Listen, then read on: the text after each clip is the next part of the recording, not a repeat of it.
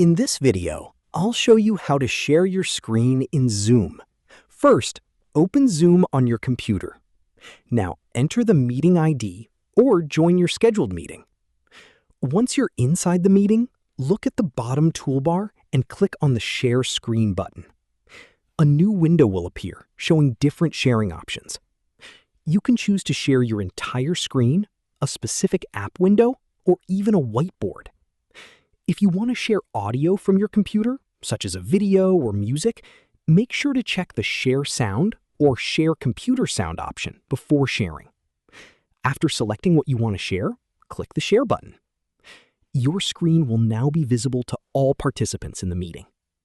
When you're finished presenting, move your mouse to the top of the screen and click Stop Share. That's it. This is how you can share your screen in Zoom. If you found this video helpful, don't forget to like the video, subscribe to our channel, and press the bell icon for more tutorials. Thanks for watching.